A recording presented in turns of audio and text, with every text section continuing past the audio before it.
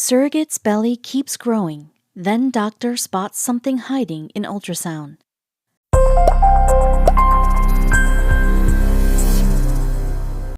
Shanice had seen it been done before. What would make her experience any different? She took her vitamins and made sure to eat healthy, but she never expected her doctor to discover this. Shanice looked up from her gigantic stomach to the monitor. She had become enormous during her last trimester and she was frightened. She was sure something was amiss. Unending hunger, her back constantly aching, she was sure that nothing about this was right. As the nurse squeezed some cold jelly onto her huge stomach, she tried to ease her fears by saying, "These are completely normal symptoms of your first pregnancy." She held her breath as the screen scrolled across gray and black circles within her. "What's happening?" she asked, as the nurse quickly called the doctor. For as long as she could remember, Shanice has always wanted her own family. She had watched her parents, devoted to each other since they were 16, and then her older sister had married her high school sweetheart straight after school.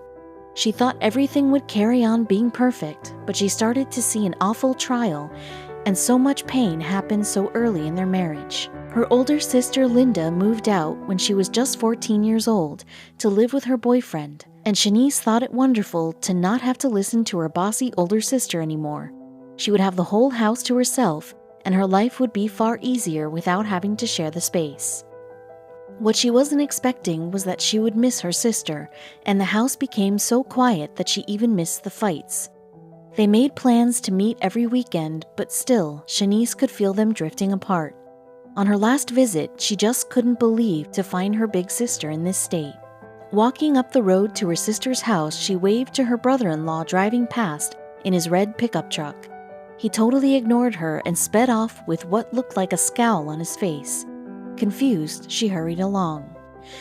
Knocking on her sister's front door, she was still caught up in why Josh looked so upset. She tried to blow it off as a bad day at work, but when she saw her sister's tear-stained, blotchy face, she knew it was something far worse. Mascara ran trails down Linda's face, and her eyes were small and red beneath her pale skin. She didn't know why, but she blurted out, "What did he do?" "Don't be silly," Linda reassured her. "I asked him to leave." She could always tell if her big sister was hiding something from her, so Shanice sat back and looked hard at her sister's face. "Why did you ask him to leave, Linda?" Maybe their parents were right. Maybe they were just too young, but the answer was completely different. Linda began her story amid sniffs, which soon led to more tears. "We've been trying for a year now, Shanice. He wants to take out another loan for IVF, but we can't afford it. We couldn't afford the first treatment." Shanice wrapped her sister in her arms as she whispered, "We can't keep doing this." She could never leave her sister in such a state and knew deep in her heart that it wasn't just the miscarriages and the IVF that had left Linda's heart in tatters. The thought of never having a family of her own was tearing her apart. She grabbed a blanket and popped the kettle on, deciding at that moment to stay the weekend and support her sister. Together they would try again. Nearly 2 years of IVF, and Linda told Shanice that she had a surprise that she didn't want to tell everyone just yet. The IVF had taken. She was pregnant, but the joy was short-lived. That weekend her body miscarried, and Linda, in misery, refused to try again, until something amazing changed everything. Linda became depressed and reclusive, refusing to leave the house for months. Shanice visited her as often as she could, and her husband Josh was there for her through everything. He also had an idea on how to give Linda all she had ever wanted. Josh, after seeing that nothing was getting through to her, pitched his final crazy idea. It was Linda's last chance at happiness, but the blow from the last miscarriage had left her unsure of everything. She tentatively let Josh offer her one last piece of hope. It would either save her or end her. Josh had always had a close relationship with his sister, and he knew she would do just about anything for him. At least he really hoped she would, because they were about to ask her the biggest favor a couple has ever had to ask. They had no idea what she would say when Josh invited her to the house. They didn't dare even hold their breath. They sat together holding hands across from Josh's sister. Everyone was fidgeting and nervous, especially Josh, who was the one asking the extremely pointed question. There was no place for beating around the bush. He was more than a little awkward, but he knew Linda's happiness depended on him. Linda would never hold it against her if she declined this crazy request. It was the biggest ask in the world, she knew that. She held her breath as she and Josh waited for what seemed an eternity.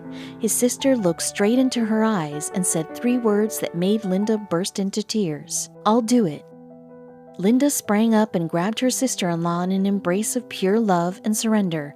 Excitement began to creep up on her, and something akin to fear prickled at her. Her dream of being a mother was no longer a dream, and she couldn't thank Josh's sister enough. Josh's crazy idea was this, that his own sister act as a surrogate for their child. They would make the baby, and his sister would provide the host womb for it to grow. Shanice was blown away by the huge act of kindness. This woman would not only give Linda a baby of her own, but would carry it in her body for the entire pregnancy. It was the ultimate gift one could give. Shanice wondered if Josh's sister had thought this through. It just seemed like something so insanely personal to carry a child and then part with it when all the hard work is done. Josh's sister would go on to inspire Shanice in the years to come and change not just one sister's life. Linda worried about the whole scenario right from the start. Part of the experience of becoming a mother was this 9-month journey, but her body just wouldn't do it, and it left her no choice. She would have to try Josh's idea and get her hopes up just one last time. After so many failed attempts, Linda was already hoping for the best, yet planning for the worst. What would she do if it didn't work? One thing that crossed her mind was all the children already born that needed good homes. Perhaps adoption was her path. Shanice prayed every night for the pregnancy to take, and a miracle was taking place. The big day finally came, and when Josh's sister gave birth to Linda's baby, Shanice cried for hours. It made her so happy that her sister had gotten the baby she had always wanted. Seeing all the miracles that had led to this amazing birth, Shanice made a promise within herself that would beget even more good in the future. No doubt the entire process of Linda finally becoming a mom had an incredible impact on Shanice. When you witness such selflessness, your desire to become better grows. When the time came for her to make someone else's dream come true, she never expected her experience to be so unique. Shanice had recently turned 21 and immediately signed up to an organization through which she met Joanna and Steve. She sat her family down and told them that she had decided to give birth to this couple's baby. Everyone was filled with pride and wished her well as she flew to Los Angeles to undergo the procedure. But things were about to take a turn she hadn't expected. Joanna and Steve were over the moon. I was only 21 at the time, but I wasn't interested in partying and drinking.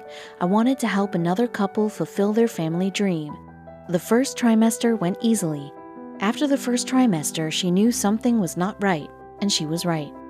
Shanice had only ever known one other surrogate, Josh's sister, who went through sickness, nausea, and sleep deprivation until she was nearly 8 months pregnant. Shanice considered herself lucky that she hadn't experienced any of that, but that kind of made her worry more. The pregnancy wasn't affecting her as it did other women, but she started fretting when she noticed that her stomach was growing steadily throughout her second trimester. She knew that babies grew the most in the last trimester, and she wondered just how big she was going to get. She picked up her phone and called her doctor. Lying on the bed during the 10-month scan, Shanice was feeling huge. The doctor came and went, and she lay twiddling her thumbs above her baby bump. Walking back in with some papers, the doctor looked at her silently. She felt her breath catch in her throat. The doctor was obviously trying to choose his words carefully, leaving Shanice's mind to race over the possible problems. Was the baby okay? She couldn't bear to have come this far only to tell Joanna and Steve she couldn't give them their dream baby. Finally, he spoke, and what he said left Shanice shaking. Dr. Ryan began to smile and happily announced, "You're having triplets." Shanice flushed hot and cold. Joanna and Steve wanted their dream baby. What would they say when she told them she had managed to carry 3?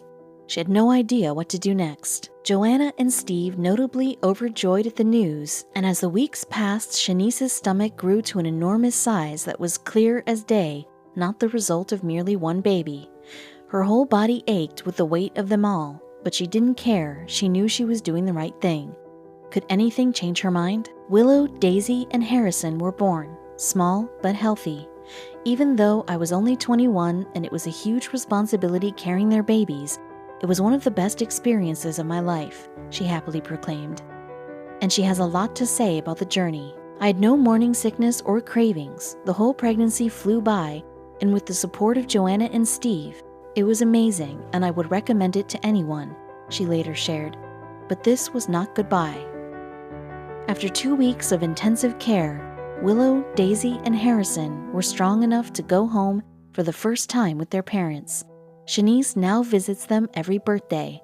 People question her about why she did this. Surely she must be paid or something. Shanice is happy to tell them this. I think a lot of people presume you have to use your own eggs when you're a surrogate, but that's not the case at all. I had Joanna and Steve's embryo inserted in Los Angeles, so it's biologically their child, not mine. I was just the host womb. But carrying someone else's babies can also have more than psychological implications.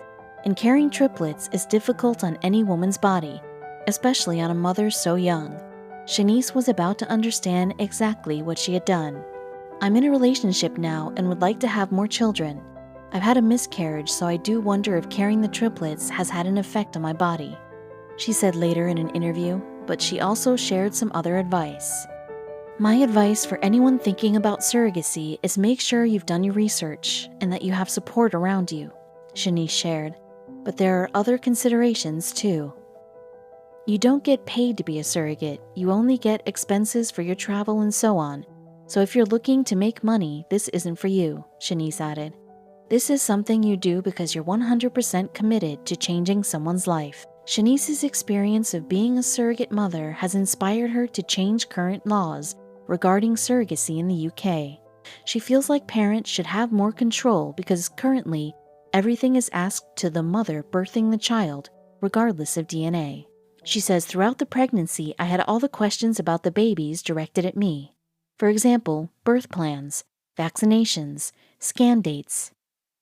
I would just turn to Joanna and Steve and say, "What do you want to do?" It was my body, but they weren't my babies. If the law could change so the parents could make the decisions, it would make things easier on both parts, she added.